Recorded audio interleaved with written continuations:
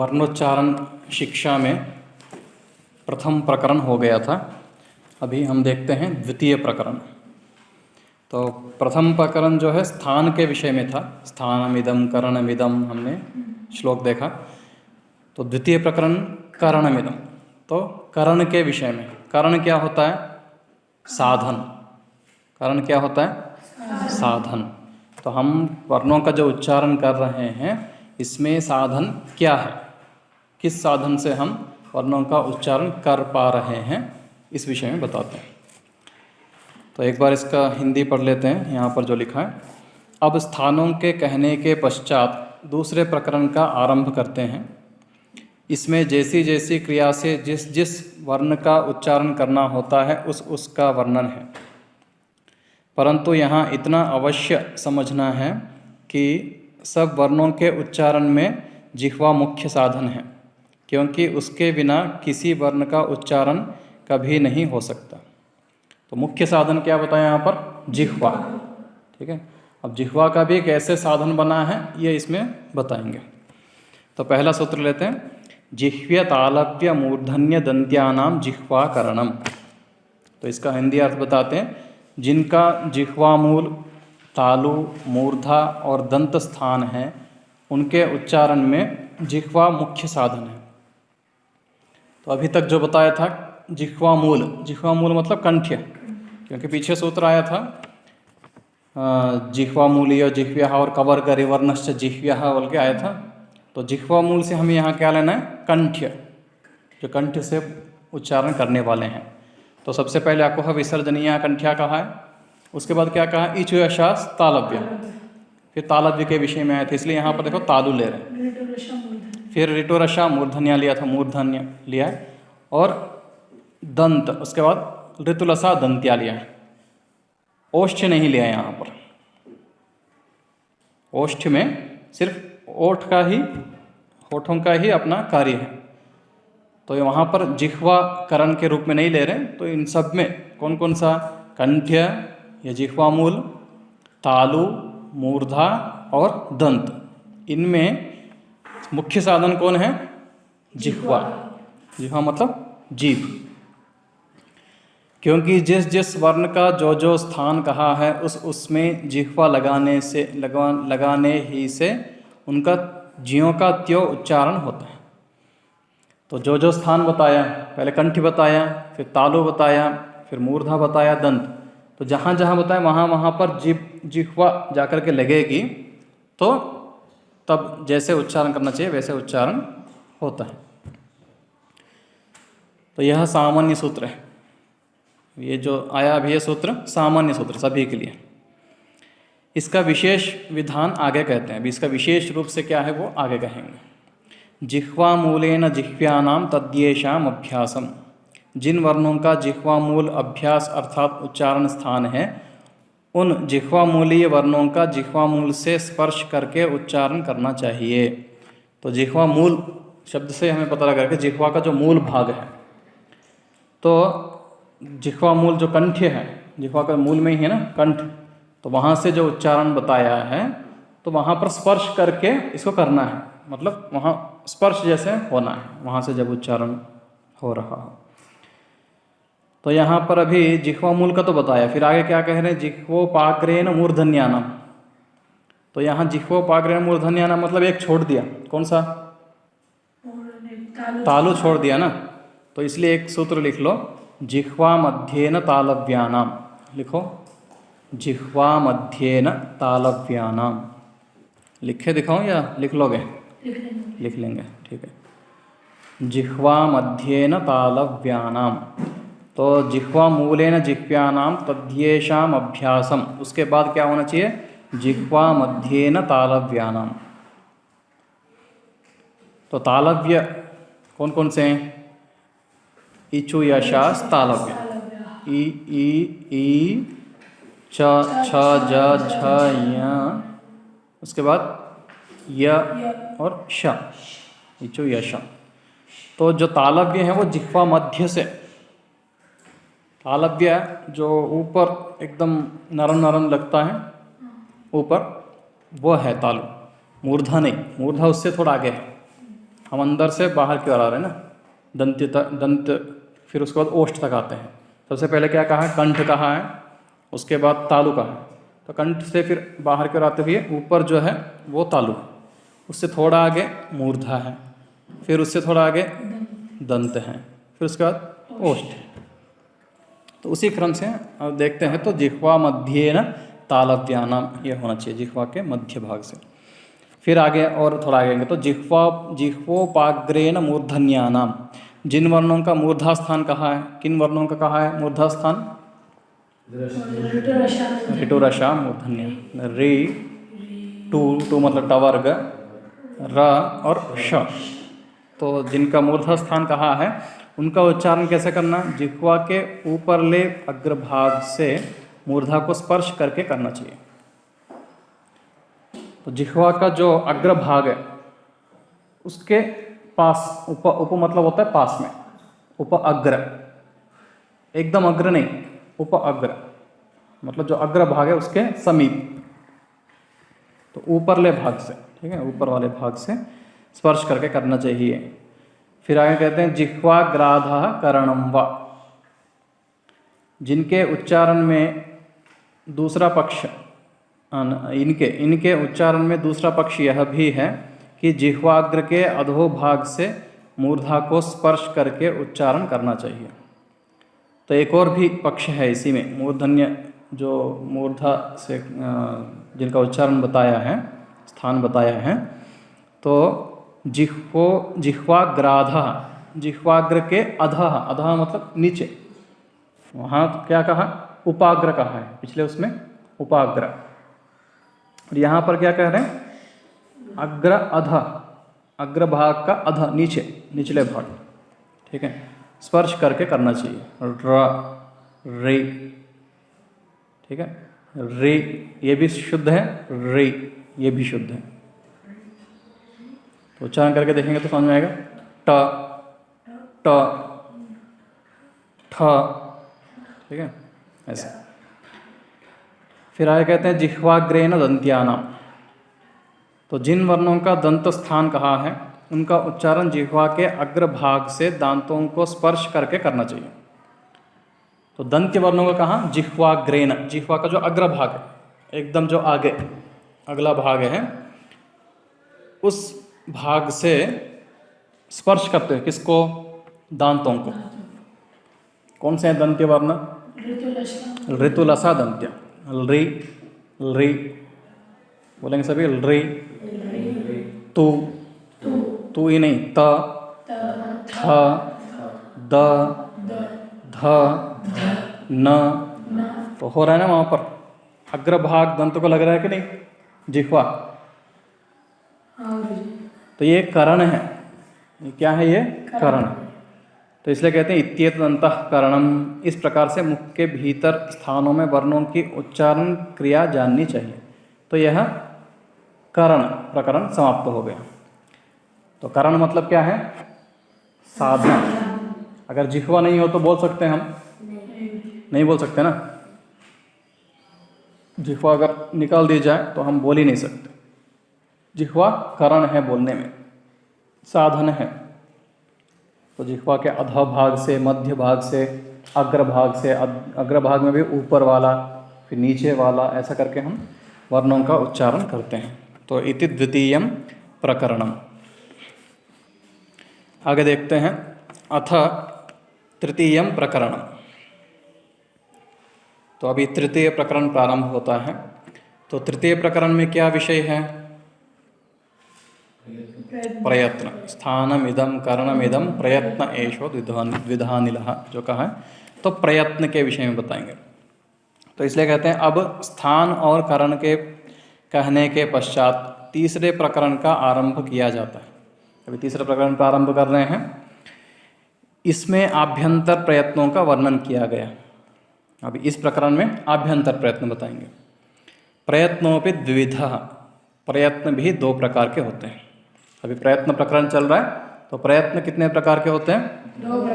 दो प्रकार के होते हैं। कौन कौन से? तो कहते हैं आभ्यंतरो बाह्यश्च, आभ्यंतर प्रयत्न और बाह्य प्रयत्न। अब आभ्यंतर प्रयत्न बाह्य प्रयत्न क्या होता है? आपको क्या अर्थ लग रहा है आभ्यंतर कहने से? आभ्यंतर अंदर, ऐसा अर्थ आपको समझ में आ रहा है। बाह्य मतलब बाहर। तो सामान्य रूप से हम अगर सोचते हैं तो आभ्यंतर मतलब मुख के अंदर होता है, बाह्य मतलब बाहर होता है। यही अर्थ समझ में आ रहा है ना? लेकिन इसका अर्थ ये नहीं है यहाँ पर, क्योंकि बाह्य मतलब बाहर, ओठ के बाहर। ओठ के बाहर कुछ होता है? वर्णों का उच्चारण होता है? नहीं हो पाता ना। तो बाह्य कैसे होगा? तो इसका अर्थ हमें कैसा लेना है? आभ्यंतर मतलब मुख के अंदर होने वाला। ये तो स्पष्ट है, मुख के अंदर जो उच्चारण कर रहे हैं वह आभ्यंतर प्रयत्न। बाह्य प्रयत्न मतलब इससे बाहर, मतलब अंदर और अंदर, मुख से भी जो कंठ के अंदर, अंदर वाला भाग को जो है बाह्य कहा जा रहा है। समझे हो? कंठ से लेकर के जो मुख का जो भाग है वह आभ्यंतर है, और अंदर वाला जो भाग है वह बाह्य। तो बाह्य प्रयत्न कहाँ होगा? कंठ से अंदर, अंदर वाले भाग में, और आभ्यंतर मुख में। हाँ, कंठ से मुख में। तो आभ्यंतरस्तावत्, अब इस प्रकरण में आभ्यंतर प्रयत्न क्या होते हैं उनको बताएंगे। तो इन दोनों में से प्रथम आभ्यंतर प्रयत्न को कहते हैं स्पृष्टकरणाः स्पर्शाः। ककार से लेकर मकार पर्यंत 25 वर्णों का स्पृष्ट प्रयत्न है, अर्थात जिह्वा से स्व स्व स्थानों में स्पर्श करके इन वर्णों का उच्चारण करना शुद्ध है। तो पहले ले रहे हैं स्पर्श। तो स्पर्श कौन कौन से हैं? स्पृष्टकरणाः स्पर्शा। तो इनका प्रयत्न क्या है? स्पृष्टकरण। किन का? जो स्पर्श है। स्पर्श कौन से हैं? क से लेके म तक। क ख ग घ ङ च छ ज झ ञ ट ठ ड ढ ण त थ द ध न प फ ब भ म। तो 5 हो गए वर्ग, 5 पंजा 25। तो 25। तो क से लेके म तक जितने हैं ये क्या है? इन वर्णों का स्पृष्ट प्रयत्न है। क्या प्रयत्न है? स्पृष्ट प्रयत्न है। तो स्पृष्ट प्रयत्न क्या होता है ये भी बता रहे हैं, अर्थात जो उनका अपना अपना स्थान है। जैसे क ख ग घ का अपना क्या स्थान है? कंठ। तो अपने स्थानों में स्पर्श करके जो उच्चारण किया जाता है वह स्पृष्टकरण होता है। तो अपना अपना, जो कंठ्य है कंठ्य, तालु है तो तालु, मूर्ध है तो मूर्ध, दंत है तो दंत, ओष्ठ है तो ओष्ठ। आगे कहते हैं ईशत स्पृष्टकरणा अंतस्था। ईशत मतलब थोड़ा, ठीक है। ईशत मतलब, ईशत का अर्थ क्या है? थोड़ा। तो ऊपर कहा था स्पृष्टकरण, यहाँ पर कह रहे हैं ईशत स्पृष्टकरण, मतलब थोड़ा स्पृष्टकरण जिसमें होता है वो कौन से है? अंतस्थ वर्ण। अंतस्थ में क्या क्या आते हैं? य, र, ल, व। तो उच्चारण करके देख सकते हैं आप। क, ख, ग, घ। अब य किस में आता है? य, इचु यशास तालव्य। तो तालु वर्ण ले लो। तालु वर्ण कौन से हैं? इचु, च, च, छ बोल के देखिए। च, छ, ज, झ, ञ। अभी य बोलो, य, य। च बोलो, च, य, च, य, च, य।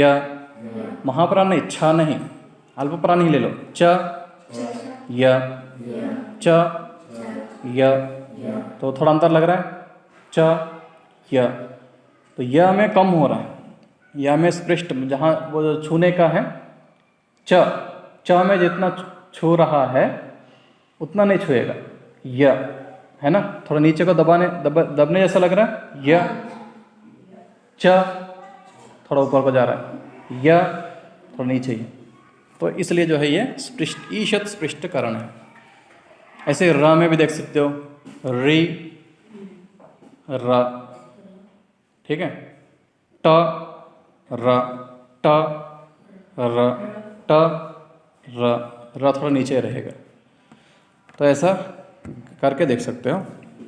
आगे कहते हैं ईशत विवृत करना ऊष्माना, जिसलिए ऊष्म अर्थात श, श, स, ह का अपने अपने स्थान में जिह्वा का किंचित स्पर्श करके उच्चारण शुद्ध उच्चारण होता है, इसलिए इनका ईशत विवृत प्रयत्न है। तो अभी विवृत शब्द आया, तो नया शब्द है, इसको समझना है। विवृत मतलब होता है दूर या थोड़ा फैला हुआ, थोड़ा फैला हुआ जो होता है वह क्या होता है, विवृत। तो थोड़ा फैला हुआ होता है। ईशत विवृत मतलब थोड़ा फैला या थोड़ी सी दूरी जो बनाता है, वो कौन से हैं, ऊष्म वर्ण, श, श, स, ह, ठीक है, थोड़ी दूरी बनाता है। उसके बाद कहते हैं विवृत करना वा, और इसमें दूसरा पक्ष यह भी है कि स्व स्थान को जीभ से स्पर्श के बिना भी इनका उच्चारण करना शुद्ध है। तो जीभ के स्पर्श के बिना भी उच्चारण करना यहाँ पर शुद्ध समझा गया है, इसलिए श, श, स, ह का विवृत प्रयत्न भी है। विवृत, ईशद विवृत तो कहा, ये विवृत भी इसको कह सकते हैं।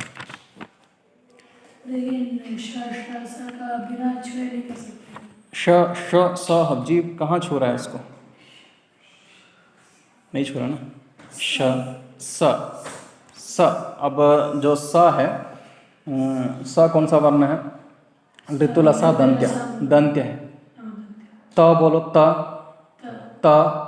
स, त, स, त, स, कौन छू रहा है, त छू रहा है, त छू रहा है या स छू रहा है, त छू रहा है ना, स छू रहा है, नहीं छू रहा ना, थोड़ा दूर है ना।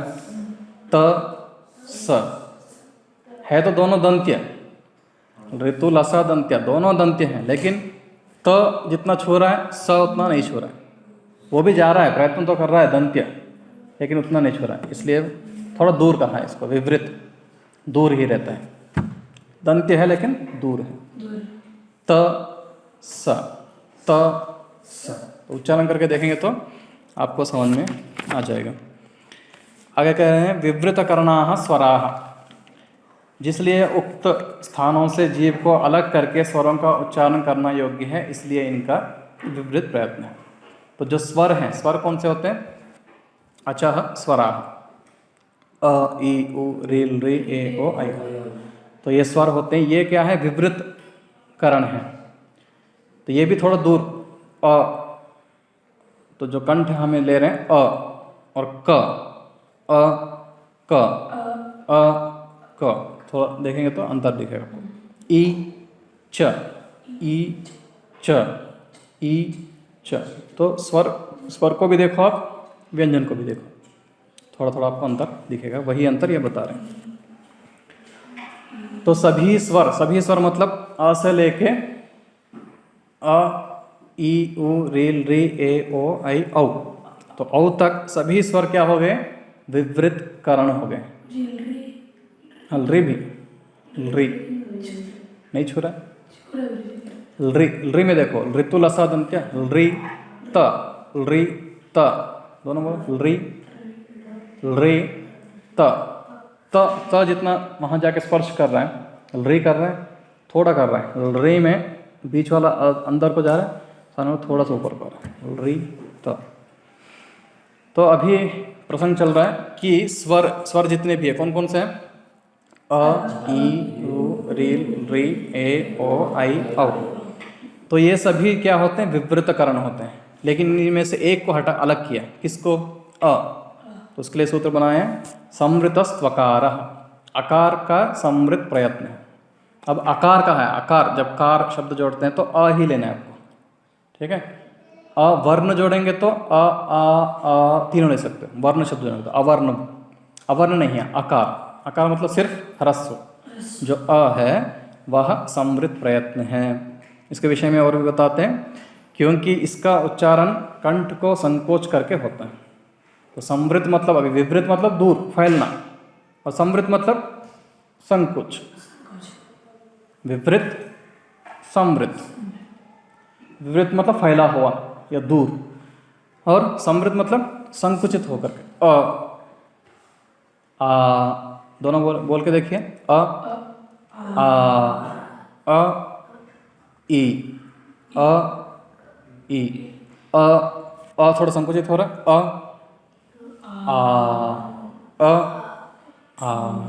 थोड़ा संकुचित जिसमें होता है। परंतु इसका व्याकरण संबंधी कार्य करने के समय विवृत प्रयत्न ही होता है। व्याकरण में जो है आपको एक सूत्र आता है, अंतिम सूत्र आता है, अ सूत्र आता है। तो वहाँ पर क्या होता है, अ जो विवृत है उसको हम पुनः संवृत कहते हैं, उसका अर्थ ये है। तो व्याकरण में कार्य करने के लिए अ को क्या माना है, विवृत। वैसे अ क्या है, संवृत, संवृतस्त्वकार। क्यों माना है वहाँ पर, इसलिए कि वहाँ पर दीर्घ जब करते हैं, अकः सवर्णे दीर्घ, तो सवर्ण नहीं हो पाता ना। एक विवृत है एक संवृत है, तो कैसे सवर्ण हो सकता है, नहीं हो सकता है। तो एक दीर्घ जब कर रहे हैं, एक ह्रस्व है एक दीर्घ है, और ह्रस्व तो आपका संवृत है और दीर्घ विवृत है, तो दोनों समान नहीं हो सकते, तो सवर्ण उसका नहीं हो सकता। इसलिए वहाँ पर क्या किया, व्याकरण के कार्य के लिए उसको विवृत ही माना, क्योंकि विवृत करना स्वर जो है विवृतकरण होते ही हैं, तो विवृत ही माना है। और लोक में आकार क्या है, संवृत। इसलिए जो है अंतिम सूत्र फिर दोबारा बनाना पड़ा पाणिनि मुनि को, अ ठीक है। जो हमने विवृत कहा था, ये उनमें विवृत कहते हैं, उसको फिर से संवृत कहते हैं, इसलिए सूत्र बनाना पड़ा। तो इत्येषोऽन्तः प्रयत्न, इस प्रकार से यह आभ्यंतर प्रयत्नों का प्रकरण पूरा हुआ। इति तृतीयं प्रकरणम्। तो अभी कोई आपका प्रश्न है तो पूछ सकते हैं, इसे संबंधित 2 प्रकरण, द्वितीय प्रकरण। हाँ, बाह्य प्रयत्न अगला प्रकरण है, अथ चतुर्थम प्रकरणम अथ बाह्याः प्रयत्न, वो अगला प्रकरण है। तो इन प्रकरणों में सिर्फ ये तो आभ्यंतर प्रयत्न हो गया, आभ्यंतर हो गया, अगला बाह्य। ठीक है, कोई प्रश्न नहीं।